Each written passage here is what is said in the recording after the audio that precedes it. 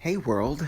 So I just saw Percy Jackson and the Lightning Thief, the first film, and I thought I would make a little review of it because this is exciting shit, man. And I was thinking maybe I wouldn't make a review of it, but it's just like I'm only gonna watch the film for the first time, one time, and I just did it. So it's like anything I write after this, like tomorrow, won't be the same. Because I want to talk about my initial reactions. You may recall that I released 4 videos, I think it was 4, about my reaction, my review of the first 4 chapters of the book, Percy Jackson and the Lightning Thief. And so far, that's all I've read in the series. So I wanted to watch the first film since I read the first book. I was going to do chapter by chapter reviews, but I ended up not doing that just because I couldn't motivate myself to do it. I was like, I need to just read the whole book. So I ditched that, and then I finally finished the book, and I read the whole thing, and then I watched the movie. And I want to say here that, I don't know, I'm going to be talking about the book in this video a lot. So this is going to have full spoilers for the book and the movie. And I don't know which to talk about first, but I guess I'll just kind of talk about them together. So I want to say that I did like this movie. I know it has a low score on Rotten Tomatoes.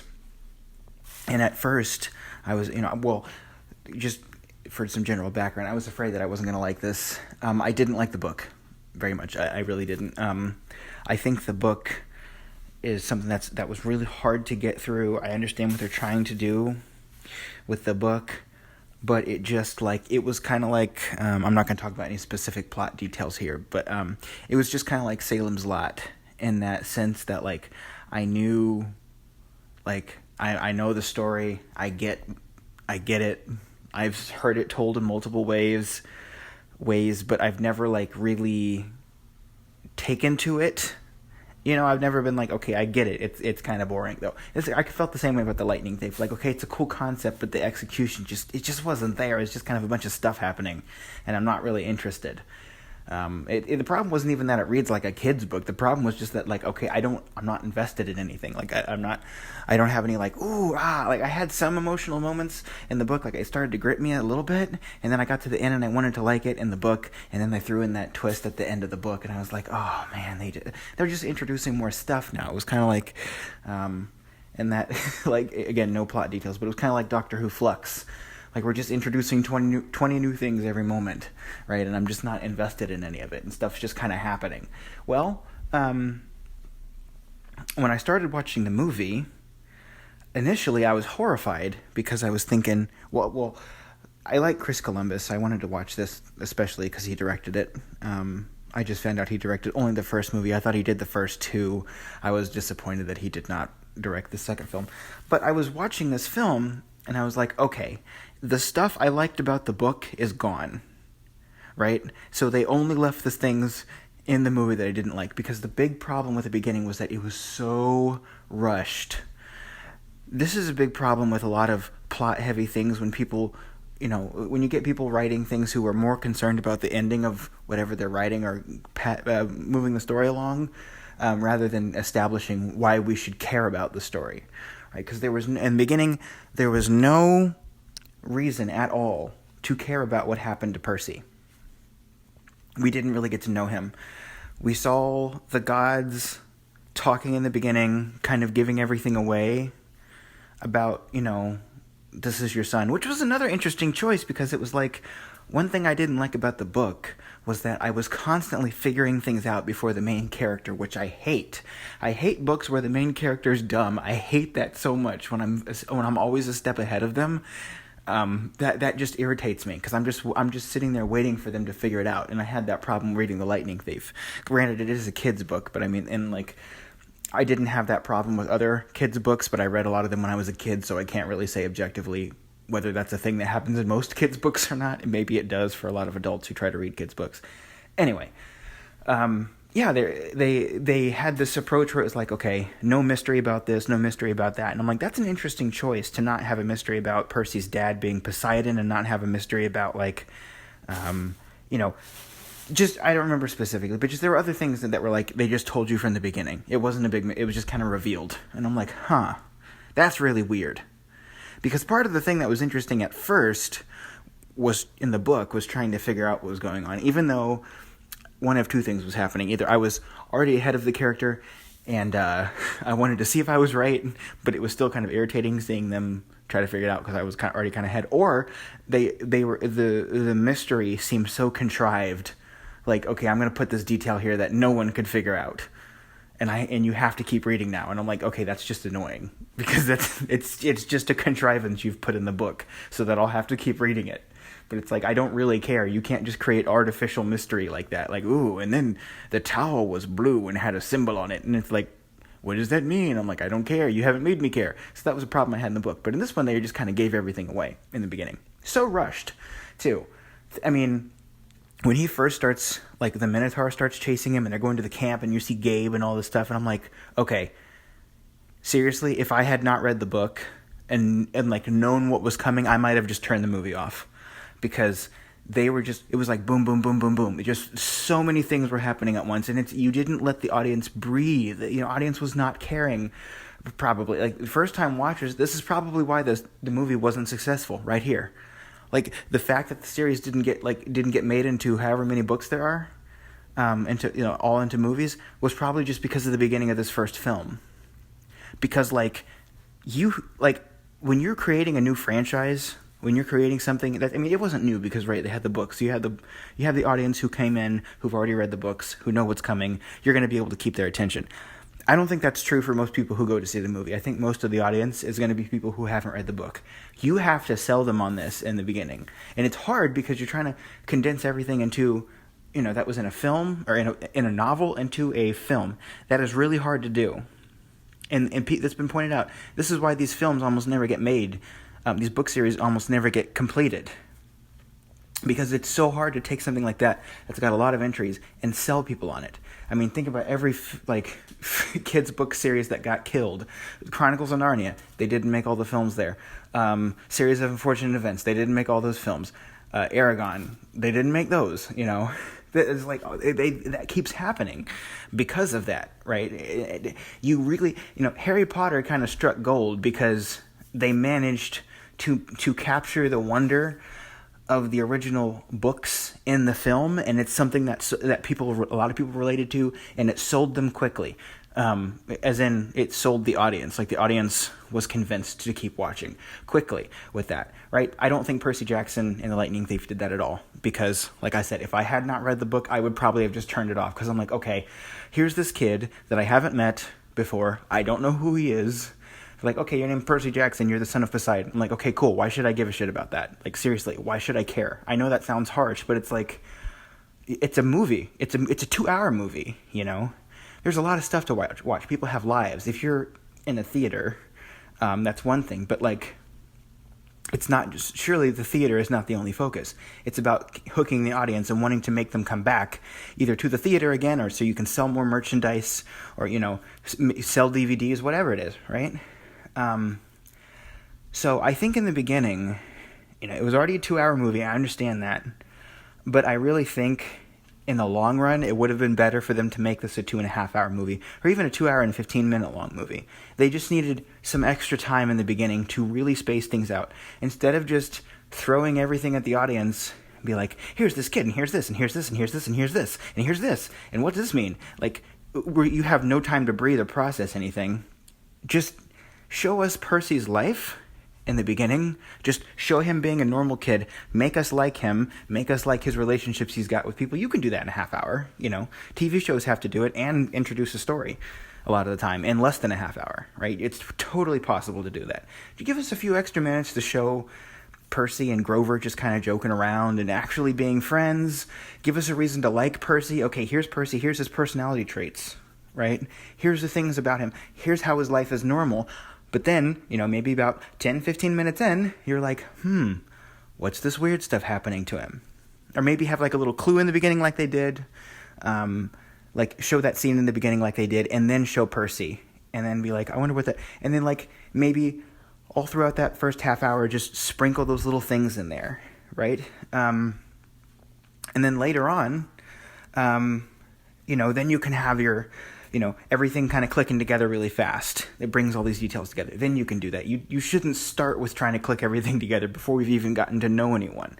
Because then you just don't care, right? And almost every successful, like, think about films that are, like, considered to be the greatest films, especially the films, I would say pre-1990s, or especially like pre-1980s, 70s, 60s, and beforehand. Those films, in large part, were slow burn films that people watched, and they established a world, and then they established the conflict.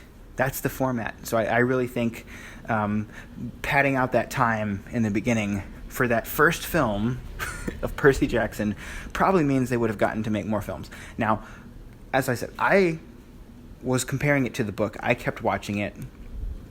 And after I got past that initial thing, I will say, once we got into the stuff where it started deviating from the book, that's when I really started to like it, ironically. Because the thing about an adaptation is you can't just have a film and expect everything to be the same when it's a very different format, right?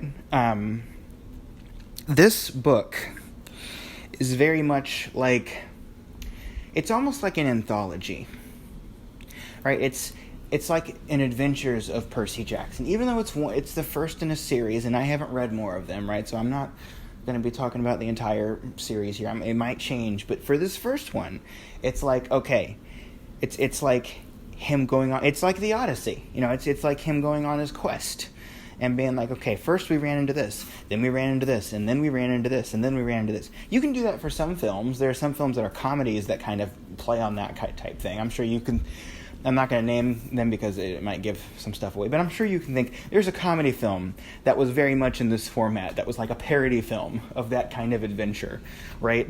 That was very popular. You can do that, but the way the book goes, it's you're meant to read it over a period of days, maybe weeks, where you can put it down when you want to. You don't have that luxury of the film. If you just keep trying to snap thing after thing after thing after thing after thing at an audience, and you're not making a tremendous amount of progress, that's really going to get boring. So you're going to have that beginning where you throw everything at the audience, and then you're going to keep having things. I really started to not like the film and toward the middle because I thought they were going to do that. I really thought they were going to do that thing where it was like, okay, so you've crammed everything at us in the beginning, and now you're going to just have thing after thing after thing happening, and we're going to have no time to breathe. And then we're going to get to the ending, and I'm not going to like the ending either because I didn't like the ending in the book. So I was like, this film is going to be terrible, right? I really started to think that. It really started to lose me. It was losing me when they went to Auntie M's with the Medusa with Medusa and the statues, right? It started to lose me a lot because I was thinking, man, they haven't sold this like this. They haven't earned this. Because that was actually one of the parts I really liked in the book, because I felt that sense of tension because it was a slow scene, and I figured out who Auntie M was, or Aunt M. I don't remember how it was spelled or how it was phrased. I figured out who that was, and it filled me with a sense of dread where I was like, oh shit, they're with Medusa and they don't realize it. But it happened so fast that, like, by the time Medusa came out, kind of looking like Yoko Ono, it was just standing there. I'm like, okay, I'm not afraid for them at all. This is just kind of annoying, right? So they did that there. They kind of followed that up. And I know the point what I was getting to was that a lot of book fans got very angry. Not necessarily angry, but I know a lot of them were upset because they deviated so much. But my point was, you have to do that. And I think once they started doing that, the film started getting really good. The point where it really sold me was where they first encounter the Hydra. Because I don't remember that in the book at all. Maybe they encountered a Hydra at some point, and it was a side thing. I don't remember a Hydra being a major plot point in the book. I did not know what was going to happen at that point, and it felt much more suited to the format of the film, right? Because a big problem, like I said I had in the beginning, was that you didn't know the characters very well. You didn't know, like, it just threw all these characters at you, and it's like, now we're going on a quest. And it's like, okay, but I don't know you guys, right? But as the film started going on, and you had scenes like this where they weren't worried about, like, trying to like rewrite all the dialogue from the book and, like, put all the points from the book down, when they actually got to be in a film scene, like, written for a film, and, that more actiony parts that were more visual, they got to play out, and the characters were reacting to things and talking to each other and giving, and like, here, go there, and giving each other hints and giving each other nicknames. Then it was like, okay, now I'm hooked. Right now I'm really into this because I'm getting to know the characters. I think one of the best changes, it wasn't even really a change, but all the liberties they took with Grover, I think was the best change made in the film. Because Grover, his personality deviated quite a bit. I mean, Percy's personality didn't really deviate much from the books. I really should remember the girl's name. I don't know why I don't.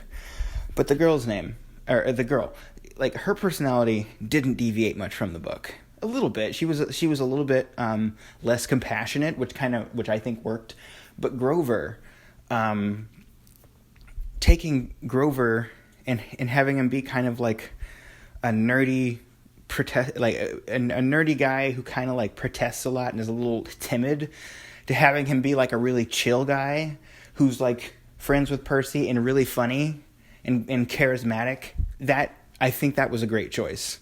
I think it worked really well, and the comedy played a lot better. And then when they took that Medusa head out and they froze that Hydra statue, that was so badass. They're just standing there with this giant-ass statue in a building. That was really cool. And, like, I know that it doesn't really make sense that they just left that statue there. Like, it makes no sense at all, but that's the thing. It doesn't need to. People get so bogged, like, especially when people already don't like something, they get so bogged down with the details, like, well, this didn't make logical sense. It's like, but that's not the reason you don't like it. The reason you don't like it is because it's not like the book. But the thing is, it served a good purpose. That scene was a bonding scene, and it was really cool, and it showed them discovering their powers and discovering their advantages.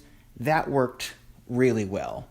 It doesn't always have to be 100% making sense, and when people are trying to fit a whole book into a film, they get wrapped up in that, like, how do we put everything from the book in there? They deviated a lot with the pearls and like how they got the pearls and how many missions they had to go on. I think in the book, like, he just got the pearls from somebody, like, Percy went into the ocean and like got the pearls from one of the goddesses. They changed that a lot. They had to go fetch them. They had a reason to keep going. They had a reason to go to each one of those places. They didn't just kind of stumble into them. They were like, we have to go here to find something. That was a really good change. And I'm going to talk about here the best change, which I know I'm jumping all around, and I'm not going to talk about the ending yet, which is, I'm so excited to talk about the ending, but I'm going to talk about this real quick. Making the gods not assholes was the best change. I know I said maybe Grover was the best change. Grover was the best character change. Well, no, I guess this is a character change too. Okay, screw everything I said about Grover being the best change. Okay, I'm not consistent. Anyway, making the gods not assholes. Best decision. Hands down. Because that was one of the things I really did not like about the book. Okay, I understand, and this is something too. Just because something is consistent with lore does not make it enjoyable to read. Okay? When I say I don't like something, and someone tells me, yes, but the reason it's like that is because of this, and it's just something fictional, it's not a documentary, it's not a history book, it's something fictional, I'm like, you can change things sometimes to make them different if it means that it makes it more enjoyable. Because I don't care if the gods were like this in mythology.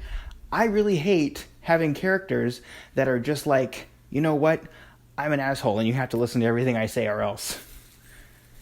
And you don't really have characters that are adequately standing up to them, which I don't think Percy was in the book. I mean, that was kind of his thing, being like, okay, I'm not scared of the gods anymore.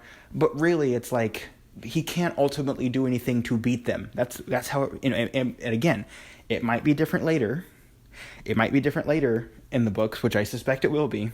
But in the first book, it really reads like, you can't do anything about these gods, and they're just assholes, and you just have to deal with that. Like, that's not interesting, and it's infuriating some of the time. It almost seems like they're proselytizing for the gods. I mean, I know people who wrote these or the guy who wrote these books does not believe in the Greek gods, but it very much feels like that, and it's not interesting. Having the gods be characters who can be reasoned with, and there's, and giving the gods a reason why they can't talk to their children even though they really want to, that was the spark that I think the story needed. Because that's, like, the story always felt like it was just missing something. That's the way I would always describe the book. It's just missing something. But giving it that angle where it's like, okay, wait a minute. The gods want to talk to their children, but they can't. But they do sometimes. They sneak little things in to help them. And Zeus is not just some being who's like, I will execute you for walking in on my meeting. Like, that's just fucking stupid. Like, I just hate that, Like, having Zeus be like, okay, I'm kind of pissed at you right now, but, like, also, I understand what happened. I'm not a total asshole. You're not supposed to talk to the gods. Like, and Zeus had a reason to make it so they can't contact their children. There was a reason for it. The reason was they're getting so wrapped up in their duties that they're starting to not be gods. They're starting to essentially be human, and it's getting in the way of their duties. That makes sense. So again, that change, overwhelmingly positive, right? Great change. I know that makes people who read the book mad a lot of the time, but it's like, this is something that makes it work better on film. And seeing Percy arise as, okay, I know I'm getting too much into the ending. I'm gonna jump back, and I will go back to that. But I'm starting to get into the ending, which I said I wasn't gonna talk about yet. Okay, so leading up to the ending, one thing I didn't like. Lotus Hotel, by the way, the Lotus arcade thing, that was hands down just sold better in the movie than it was in the book. It worked well in the book. It was one of the better parts, I thought. But tying it together like they did with actually giving them little lotus candies to eat and having it be like drugs, I'm kind of actually surprised they got away with such an overt drug reference there. As far as them, like, and what I mean by that is, like, they eat it and then they see different colors and stuff. That's much more, like, explicitly hitting you over the head with the fact that this is a drug allegory. But I mean, so was, like, the Odyssey, right? Yeah, like, and they didn't need to dwell on that, like, oh, I'm going to go around and talk to all the kids, and they say it's all different times. Just having that guy who is playing the French Connection game, and he still thinks it's 1971, and then having Percy be like, oh, shit, and just realizing it, and having them relentlessly trying to get them to stay, and then not only that, but trying to, like, hunt them down so they can't leave. And having all three of these things, by the way, be part of Luke's plan to get them, that whole thing with Luke being spread throughout the story made so much more damn sense in the movie than it did in the book. Because in the book, when you find out that Luke is, like, evil, it kind of seems to come out of fucking left field. Like, it technically makes sense, but it's like, they threw in Luke and Ares, which was just like, it's like Ares was just like a middleman, and it just felt unfocused. Like, I know that things are often complicated, but you really have to balance the experience of the consumer with, telling realistic stories, and that just seems so unfocused and confusing. I mean, not really confusing because it made sense, but it was like, it didn't justify itself, right? But having Luke, like, having his map with him all the time, constantly going back to it, and like they had that thing in the back of their minds, like, wait, how come every time that we run into something, Luke didn't warn us about it?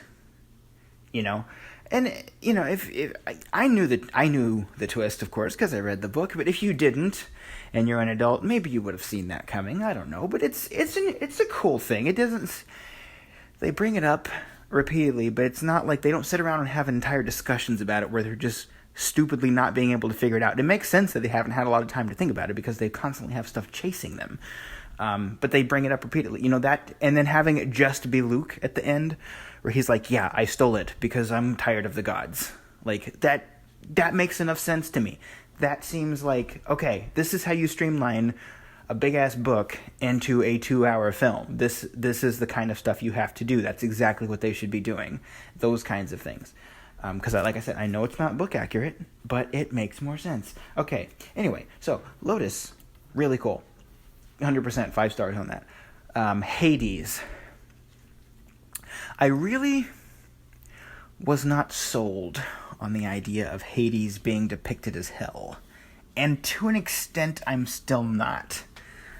Because that's something I find frustrating about kind of the westernization of stories, is that we have to try to fit everything into something familiar, especially Judeo-Christian, which could be used to, which otherwise would have been used to introduce young people to different concepts. So, having different, personally, I don't believe in any religion, right? But showing kids different religious ideas about the afterlife would have been really cool in this movie, but instead they're like, nope, it's just hell. Like, okay. It was like having, like, hell imagery with, like, the lake of fire and, like, having the Hades be like, oh, by the way, having all those arms reach out of the fire, that was a lot more shocking than I thought it would be. That was actually kind of disturbing. I don't know why that wasn't there. But anyway, like, having the hell imagery and calling it hell and having him be, like, as Grover said, like, the Mick Jagger look, which is kind of like, it's kind of a reference to, like, American, you could say, like, goth culture, or even, like, the look of, like, modern Satanists, or that, just that kind of thing. You know what I'm talking about, like the dark priest look. Having him be like that, it's derivative and it's kind of annoying. But that being said, if I had not read the book, again, that wouldn't have bothered me. I think that was partially my own disappointment, because I read the book and it's a scene I really wanted to see, which is not completely invalid. But at the same time, for this story, is there any reason why it couldn't have been hell, given the familiarity that people have with it? Does it still work in that context? Yeah, it works. It works, I think, pretty well. So I just kind of had to put that aside and be like, well, it's not really what I wanted, but it works fine. I'm still kind of annoyed that they just couldn't put some regular old Greek mythology in there. I'm kind of annoyed that they didn't put the 3-headed dog in there. But again, it's a Chris Columbus film and he directed the first Harry Potter, so maybe if he would have put the 3-headed dog in there, they would have thought, like, okay, really? Another 3-headed dog? Like, that might have had something to do with it. And just having the hellhounds there instead, that was pretty cool. And the 3-headed dog wasn't really necessary either. It wasn't really that kind of thing where they're going down there and trying to get past all these obstacles. It wasn't really that kind of scene. It was just like, you have to take this boat down there and then you just go see Hades. It wasn't this big thing about how dare you come see me and all this, like, all that annoying shit they did with the gods in the book. They didn't need to do any of that. The gods are much more accessible.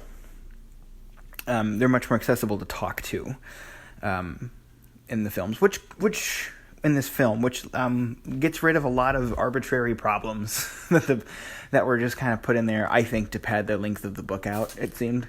The gods don't like to be talked to, so let's just... Or maybe it was just like that in mythology, which is what I said earlier. Hopefully I'm not just contradicting myself. But either way, yeah, it was better this way.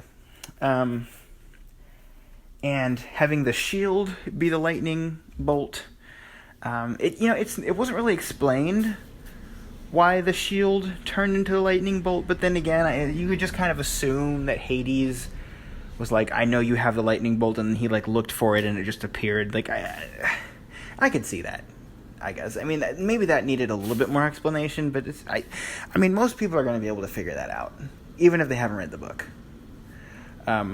Especially if they haven't read the book, probably, because they're not going to have to try to fit it around the explanation given in the book. It's just going to be like, oh, it was just concealed there.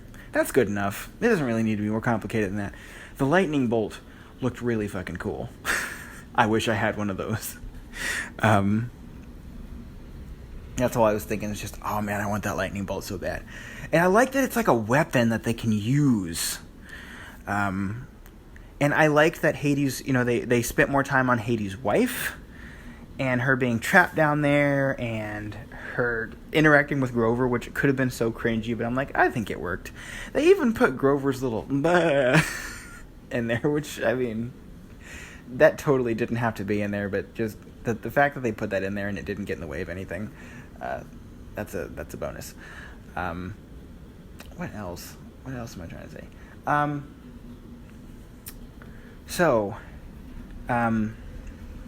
Yes, now I'm going to get back to what I was saying earlier.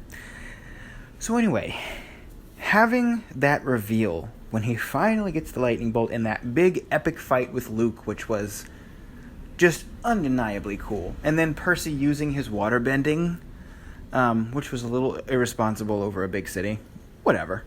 Having him use that and then like having that water crash over him, we didn't really get a moment like that in the book, where it was just like, he's realizing his power, he rises up as the champion, and then he's recognized by his father. This is what was missing from the book, okay?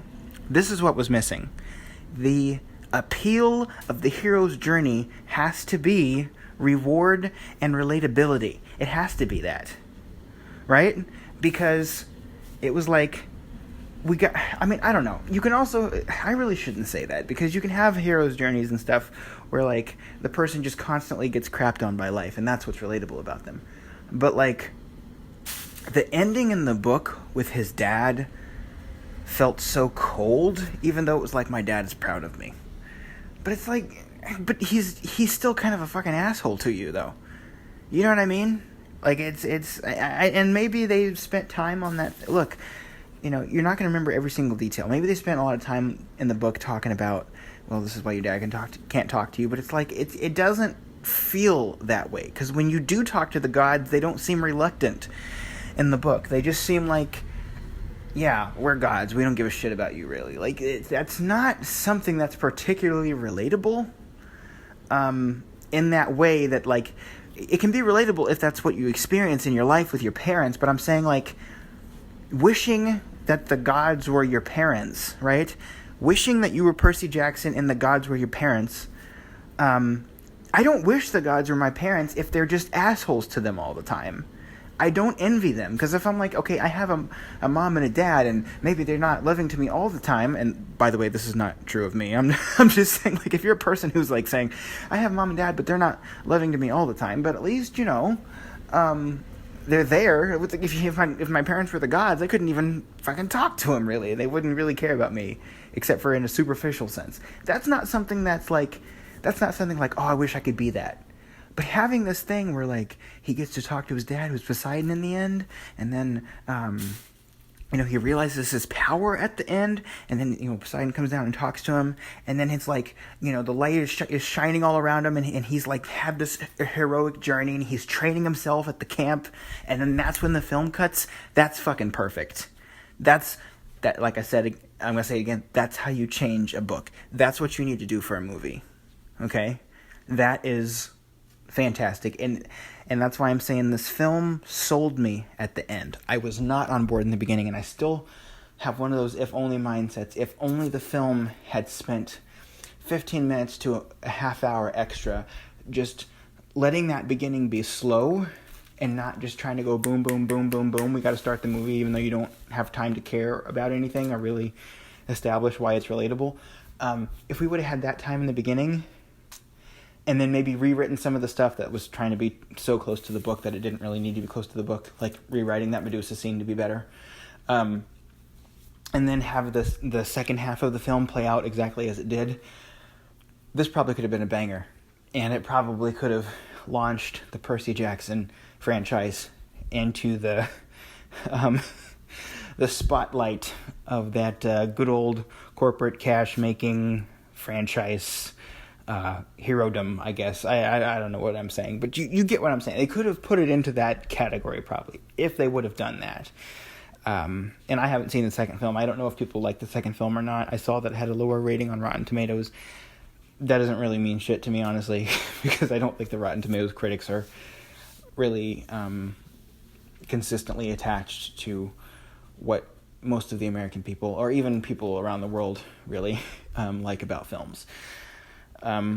It's a good indicator sometimes, but a lot of time it's not.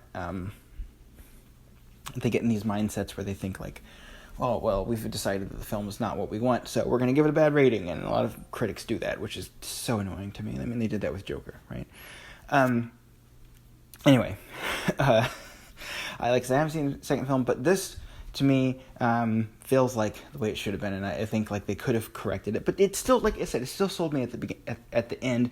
And the great thing is, and I don't usually say this for films, but like the characters, you got to know them toward the end, right? Ironically, kind of in that novel sense, as in like a book. Right? You got to know them toward the end. You might not have understood everything in the beginning, but it was only a 2-hour film, so it's like, in the course of 2 hours, I got to know these characters pretty well, even though I'd already read the books. But I didn't particularly like those characters in the books, so it was almost like, and Grover was totally different, so it was like telling me different characters. I feel like I know Percy Jackson and Grover, and the girl whose name I keep forgetting. I feel like I know those characters better now than I did when I read the book, which is pretty amazing. That's a hard thing to do in 2 hours, and it's like, I think if I rewatch the film now, knowing the characters better, it would be much more enjoyable the second time, because I'd be watching the beginning, knowing those characters and appreciating their dialogue more, and it would be kind of filling in the gaps for me, so that it has that replay value, so that the second time or the third time I watch it, I'm gonna be like, oh, I like this better now, So it is good. Could have been better, but it is good. I think it's definitely a good film. It's like, people say the last 15 minutes are all that matter. I don't really think that's true. I think sometimes the beginning can be even more important, in terms of selling a good ending, because you have to know where you're starting from, and the beginning of the film is going to set the entire mood for the whole film. It's going to set it up, and you can have a really stupid ending of a film that never gets resolved, and you're gonna spend the whole film thinking, why didn't they ever resolve that thing in the beginning? So like, it's not just the last 15 minutes, but in any case, the ending of the film did save it. The ending of the film was so compelling and so different from the book, where I didn't know what was going to happen, that I was much more invested. I mean, I kind of knew, I still kind of knew it was going to happen. Like, I knew they weren't going to do something completely the opposite. I knew they weren't going to kill all the main characters, and I knew they weren't going to do that, right? But I was still very invested, because I'm like, okay, this is new, this is different now. The lightning bolt is actually important here. It's not just a part of the story. It's not just like a Monopoly board piece. It's something they're using to fight, and and the fight has stakes, right? Because the whole film you've been learning about the gods. They probably could have sold that part a little bit better. I mean, with the gods and like getting, caring about that part wasn't done particularly. Okay, I'll say that part wasn't done particularly well, right? But at least Percy's relationship to the gods, and especially like with his mom and stuff like that, it's a fight that has stakes. Like, you want him to get this lightning bolt up to the gods. You want that to happen, right? Because they've already established the gods going into war would not be a good thing, and not trying to make it completely book accurate with like it being, Empire State Building and you have to go up all these floors. It doesn't need to be all that.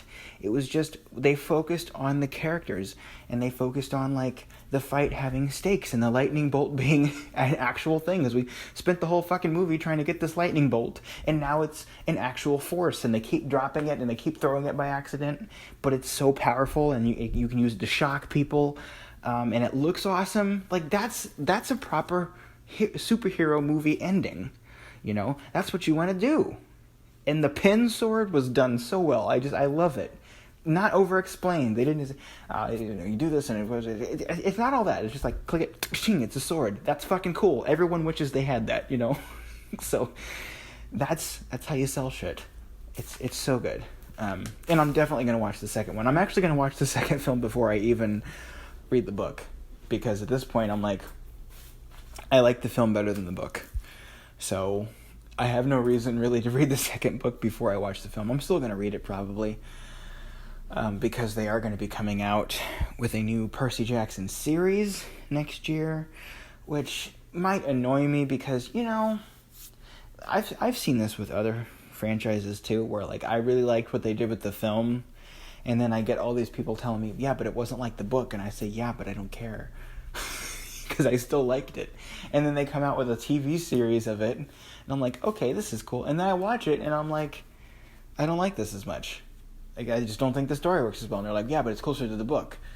I'm like, okay, but it doesn't work as well on the screen. Maybe there was a reason they changed that stuff the first time, so it would work better on screen. So I'm hoping that's not going to happen with Percy Jackson, where they have the first season, which is this the Lightning Thief book probably, and like all the gods are just complete fucking assholes. And I just don't want to watch it because it's just so infuriating to sit and listen to that. So, you know, I we'll see. But for now, I'm definitely watching the second Percy Jackson. Disappointed that Chris Columbus isn't doing it, because he's one of those guys that I just kind of want to see succeed in that M. Night Shyamalan way, although God knows that Chris Columbus has not fallen from grace nearly as much as M. Night Shyamalan has. Chris Columbus had some films that were just kind of mediocre. He didn't have any films that I know where people were just like, what the hell were you thinking?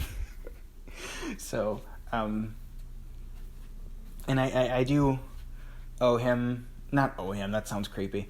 I do owe his team's creative efforts a lot for my childhood nostalgia with Harry Potter. So I am not objective in that, but just, you know, him being a director who's kind of just like, oh, he's so vanilla and stuff. I mean, he did Mrs. Doubtfire, he did Home Alone. Both of those are just considered to be classics. And he did Harry Potter, the first two Harry Potter films. Those are considered to be classics. And all of those films, all four of those films, first two Harry Potter films, Home Alone and Mrs. Doubtfire, and even Home Alone 2, so that's 5. All those films have, you know, a special place in my heart, either because they were there when I was a teenager or when I was a young child. So, of course I was going to watch this, but I'm disappointed that he didn't do the next one. But I'm sure whoever they got tried to continue on, at least in that style. Since it was only the next film, I don't see them going in such a very different direction in the next one. Hopefully they capitalize on those elements that made the first film work. Hopefully they do a better job than Chris Columbus did with the first one. Hopefully by the time they get to the second one, they take his mistakes and they correct them, and they take the best parts of what he did in the film and just try to make it as good as they can. I know there's not a third film. I know they're basically starting it over, so I'm not going to get my hopes up and be like, oh, now I can watch the whole franchise because they're going to make a third film. I know they're not going to do that. But hopefully still I can enjoy it as its own thing and say this director took this book, whatever happened in it, because I haven't read it, and they made a great movie. So hopefully that'll happen. But for now, that's really all I have to say about Percy Jackson and the Lightning Thief. Any last minute thoughts that I forgot to add here? Not that I can really think of. Oh, I like the music. Yeah, I guess I'll say that. I did like the music. I like that they had Lady Gaga and Kesha in the Lotus Bar as well. That was fun. Some of the effects weren't great. They were just kind of like in that Chronicles of Narnia way, where it's like, okay, this is fine. It's not fantastic. It's not terrible. What else? I can't really think of anything else. The actors did a good job for the most part. There weren't any actors in the film that I was like, they read a line and I was like, oh my god, that was such a good delivery. Okay, you know what? Maybe Poseidon. Whoever played Poseidon and Zeus, they were really good, I thought. They probably got some, just knowing how Hollywood is, they probably got like the most seasoned actors to do those parts, because they just seemed like the kind of role that they would get seasoned actors for. So those two roles were really good, but other than that, nothing really stood out to me as far as like, oh, that was a great performance. Visual effects, I already talked about that. I guess I'll say this too. Percy's healing is so much cooler in the film than it was in the book. He just kind of goes in the water and gets better, but in this one it's like he channels the water upwards with his water bending and uses it to heal, and he can heal other people. That's cool. That's really all I have to say.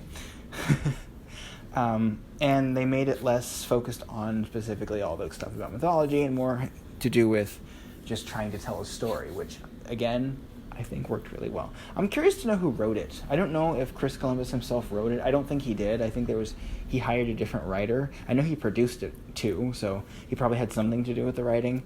Which, I mean, and if you're going to be directing something, of course you're going to be controlling the story, right? Because you're the director. You can make little changes if you need to, or big changes sometimes. But I'm curious to know who the script writer was. If it was Chris Columbus, then I'll just say, okay, I was wrong. But I don't know how much of that was just working with the script that he got, or how much was just actually his decision. I don't know. Okay, Percy Jackson and the Lightning Thief. That's all I have to say. I will see you in my review of the next film. Until next time, see y'all later. Bye-bye.